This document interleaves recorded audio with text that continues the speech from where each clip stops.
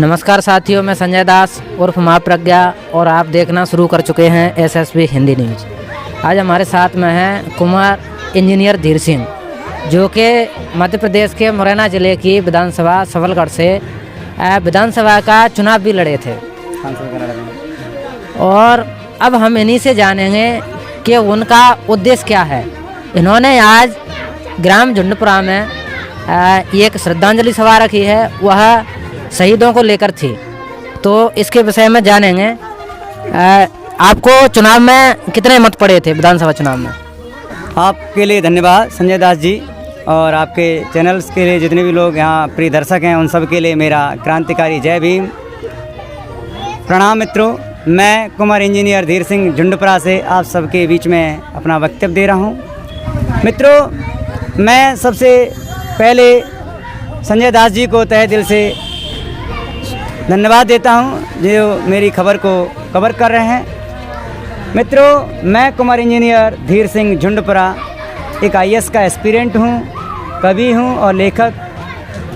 शैली मेरे अंदर जिस चीज़ को मैं लिखता हूं। और मित्रों, मैं सामाजिक कार्य करता हूं। मित्रों, जब मैंने देखा कि मेरे समाज की हालात दिनों दिन बिगड़ती जा रही है, तो मैंने अपने महापुरुषों से ये सीखा है और पढ़ा है उनको, और उनसे जाना कि जब समाज पर आँच आए तो तुम समाज की रक्षा करना। और इसी लक्ष्य के लेकर के मैंने सबलगढ़ विधानसभा से चुनाव लड़ा, जिसमें मुझे जनता ने आदर और सम्मान के साथ अपना मत दिया। मैं धन्यवाद देता हूं उन्होंने जितना ही मत दिया उस बात के लिए मैं धन्यवाद देता हूं। मुझे पूरा विश्वास है जनता से कि आज नहीं तो कल मुझे फुल समर्थन मिलेगा और मैं जीत करके विधानसभा और लोकसभा में जाऊंगा और जनता के हित की बात करूंगा। जनता के हक अधिकार आम जन को दिलाऊंगा। संवैधानिक तरीके से सारी गतिविधियों को पूर्ण करूंगा। आपको मत कितने पड़े थे? मैंने ये सवाल किया है आपसे। मित्रों, मुझे जनता से बहुत कम या जितना भी मत मिला मुझे अच्छा मत मिला। ये मत जनता के आदर और सम्मान का प्रश्न है। जितने भी मिले मुझे काफ़ी मत मिले। मेरा ये कहना है कि आपको मत कितने मिले, क्या आप मतों को स्पष्ट नहीं करना चाहते? मैं जनता की किसी भी बात को जिन्होंने मुझे उनका मत गोपनीय होता है, और मैं आम जनता के मत को, उनके मताधिकार का मैं जिस तरह से उन्होंने दिया है मैं उसी तरह से रखना चाहूँगा।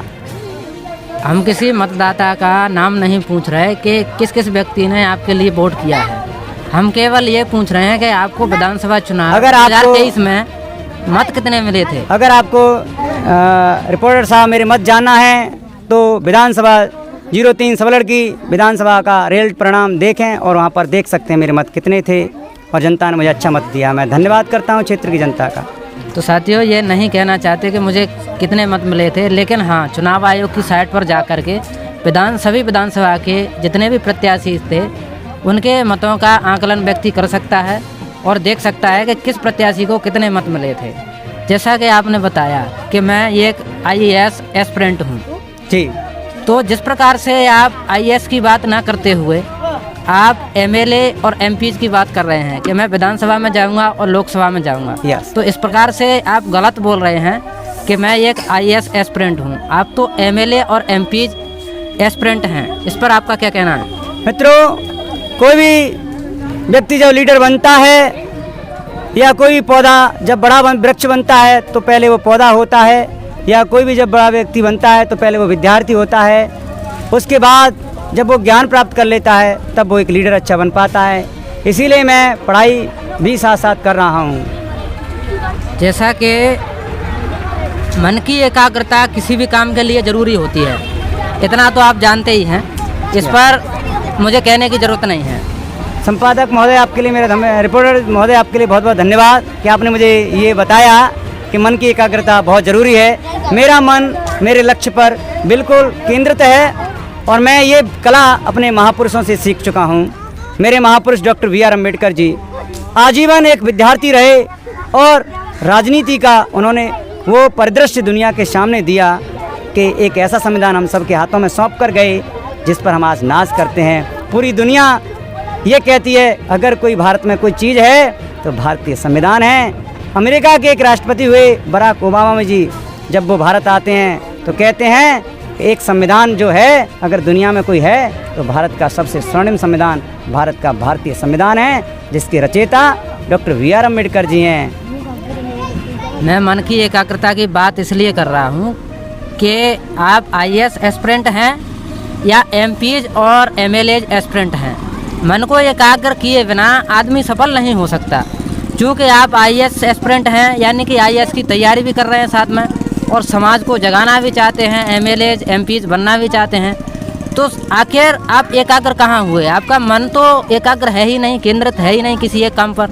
मेरा मन बिल्कुल केंद्रित है। किस काम दोनों पर ही है? कामों की आपने जो बात की कि शिक्षा और राजनीति दोनों का एक बड़ा ही घनिष्ठ संबंध है, चाहे शिक्षा हो चाहे राजनीति हो। मेरे एक ही इन दोनों के बीच एक ही लक्ष्य है, वो है समाज सेवा और देश सेवा। उसी लक्ष्य के लिए मैंने, और मेरा एक लक्ष्य है समाज सेवा, देश सेवा। सेवा का अर्थ मेरे सामने महत्वपूर्ण है। मैं क्या कर रहा हूँ ये मेरे लिए महत्वपूर्ण नहीं है, मेरा मकसद है मैं सेवा का भाव लिए चल रहा हूँ, ये मेरे लिए महत्वपूर्ण है। चलो तो इस प्रश्न को हम छोड़ते हैं, लेकिन एक और इनके पोस्टर में चीज़ लिखी हुई है कि कवि और लेखक भी इन्होंने अपने नाम के आगे लगाया है। तो आपने कितनी किताबें लिखी हैं? मित्रों, मैं किताबें तो नहीं लिखी हैं अभी मैंने, मैं सच कहता हूँ। हाँ, मैं अपनी रचनाएं लिखता हूँ जो फेसबुक पर, कभी इंस्टाग्राम पर, और अपनी कविताओं, अपनी डायरी में लिखता रहता हूँ।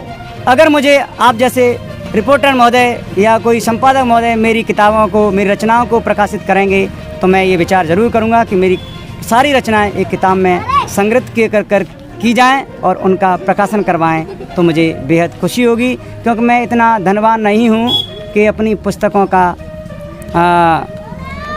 विमोचन कर सकूं, आप सबके मार्केट में लोगों जन जन तक पहुंचा सकूं, जिससे जो मेरा यूथ है या मेरा युवा वर्ग भाई है उन्हें पढ़ सके, जान सके मेरी आइडियोलॉजी को।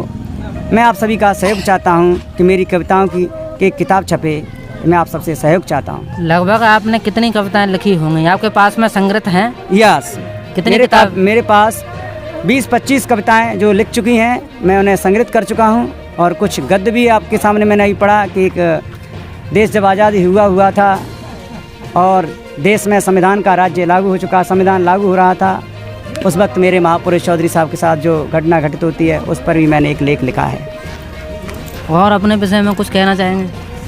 मित्रों, मैं अपने विषय में इतना ही कहना चाहूँगा कि मुझे आज मेरे क्षेत्र की जनता बहुत जन समर्थन प्राप्त है और मेरे क्षेत्र की जनता की चाहत है, और उन्होंने कहा भी है मेरे से कि हमने अब आपको समझ लिया है, और बेटे धीर सिंह और भाई धीर सिंह और मित्र धीर सिंह, हम आपको लोकसभा में सांसद बना करके भेजेंगे और आप देश की दिशा और दशा दोनों का बदलाव करेंगे और इस देश को सोने की चिड़िया फिर से बनाएंगे अपने महापुरुष अशोका की तर्ज पर। जैसा कि आपका कहना है कि मैं कविताएं लिखता हूं, लेकिन मेरी कविताएं प्रकाशित नहीं हुई जी, और हमें सहयोग की आवश्यकता है। कम से कम कोई धन से सहयोग ना करे, लेकिन तन और मन से कोई सहयोग करे जी। इसी के लिए मेरे पास समय नहीं था। आप जानते हैं कि आजकल व्यक्ति अपनी लाइफ में कितना बिजी है, लेकिन फिर भी मैंने देखा, आपको सुना पड़ा, और विधानसभा चुनाव में जब मैंने आपका नाम पढ़ा तो मैंने सोचा कि क्यों ना आज संडे है तो मैं आपसे मिलता हूं और आपको मोटिवेट करता हूं। बहुत धन्यवाद आपके। तो आपकी जो भी कविताएं हैं उनको प्रकाशित हम करवाएंगे, हमारा वादा है। और ये समाज का विचार है कि आपको जन समर्थन समाज करेगा या नहीं करेगा, लेकिन आपकी जो भी कविताएं हैं उनको प्रकाशित संजय दास करवाएगा। मित्रों, आप रिपोर्टर महोदय, आपने कहा कविताएं, तो मैं अपनी 2 कविताएं आपके सामने लाया हूं। एक शिक्षा पर है। शिक्षा बहुत ज़रूरी है। पुरुष से महापुरुष बनने के लिए शिक्षा बहुत ज़रूरी है। सूर्य सा चमकने के लिए शिक्षा बहुत ज़रूरी है। सच और झूठ समझने के लिए शिक्षा बहुत ज़रूरी है। लक्ष्य भेद करने के लिए शिक्षा बहुत ज़रूरी है। मान सम्मान पाने के लिए शिक्षा बहुत ज़रूरी है। बाधाओं पर विजय पाने के लिए शिक्षा बहुत ज़रूरी है। प्रकृति को समझने के लिए शिक्षा बहुत ज़रूरी है। देश काल और परिस्थिति को समझने के लिए शिक्षा बहुत ज़रूरी है। मनुष्य और पशु की पहचान करने के लिए शिक्षा बहुत ज़रूरी है। इतिहास और संस्कृति को जानने के लिए शिक्षा बहुत ज़रूरी है। तर्क और वितर्क करने के लिए शिक्षा बहुत ज़रूरी है। गुण दोष जानने के लिए शिक्षा बहुत ज़रूरी है। अपने हक अधिकार पाने के लिए शिक्षा बहुत ज़रूरी है। सत्यमेव जयते के लिए शिक्षा बहुत ज़रूरी है। भूत भविष्य और वर्तमान को समझने के लिए शिक्षा बहुत ज़रूरी है। मजबूरी और मुफलिसी पर विजय पाने के लिए शिक्षा बहुत ज़रूरी है। जीवन के विकास को गति देने के लिए शिक्षा बहुत ज़रूरी है। आन बान शान की रक्षा के लिए शिक्षा बहुत ज़रूरी है। अत्यधिक भव होने के लिए शिक्षा बहुत ज़रूरी है। इसीलिए विश्व में ज्ञान के प्रतीक डॉक्टर B.R. अम्बेडकर जी लिखते हैं, शेर की तरह दहाड़ने के लिए शिक्षा बहुत ज़रूरी है। आपका प्यारा मित्र कुमार इंजीनियर धीर सिंह झुंडपुरा। तो साथियों, ये थे कुमार इंजीनियर धीर सिंह और हम इनसे बात कर रहे थे। इसी के साथ में साथियों, आप हमारे चैनल पर नए हैं तो हमारे चैनल को सब्सक्राइब करें, लाइक करें, कमेंट करें और सभी दोस्तों में शेयर करें। और भाई के लिए धन से ना सही लेकिन तन और मन से सहयोग करें। इनकी सभा में आएँ, ज़्यादा से ज़्यादा लोग इन्हें सुनें, इनको समर्थन दें। कम से कम इन्हें मोटिवेट ना कर सकें तो इनको डीमोटिवेट ना करें। धन्यवाद साथियों। मैं अंतिम कहना चाहूँगा संजय दास जी के लिए और उनके चैनल को आप लोग अधिक से अधिक संख्या में मेरे प्रिय दर्शकों, मेरे प्रिय मित्रों, सब्सक्राइब करना, मेरे भाई का साथ देना। और मैं इनके लिए तहे दिल से इसलिए भी धन्यवाद देना चाहता हूँ कि इतने व्यस्त होने के बावजूद मेरे गांव में मेरी सभा में श्रद्धांजलि सभा जो मैंने रखी, इन्होंने उस पर्चे को पढ़ा और यहाँ तक आए। ये अपना स्वयं का धन खर्च करके आए हैं। मैं समाज से ऐसे ही पत्रकार बंधुओं की अपेक्षा करता हूँ। मैं उन पत्रकार से कहना चाहता हूँ जो अपनी कलम सरकारों के हवाले कर देते हैं। मैं ऐसे पत्रकारों को दल्ला पत्रकार बोलता हूँ। और मैं आज जो संजय दास जी मेरे पास बैठे हैं, ये निष्पक्ष पत्रकार हैं। मुझे पूरा यकीन है इन पे कि जनता की, आमजन की आवाज़ को ये निस्वार्थ भाव से मेरे साथ और अपने मंच पर और अपने YouTube चैनल के माध्यम से उठाएंगे। मुझे पूर्ण ये भरोसा है कि मेरे संजय दास मित्र और ये रिपोर्टिंग अच्छी करते हैं और आपसे मैं वचन देता हूं कि बहुत अच्छी रिपोर्टिंग कर रहे हैं। और मुझे बेहद खुशी है कि आपकी बात को और आपके मित्र धीर सिंह की बात को आज अपने चैनल पर रख रहे हैं। मैं इनका बहुत ही शुक्रगुजार हूं। मैं इनका तहे दिल से शुक्रिया अदा करता हूं।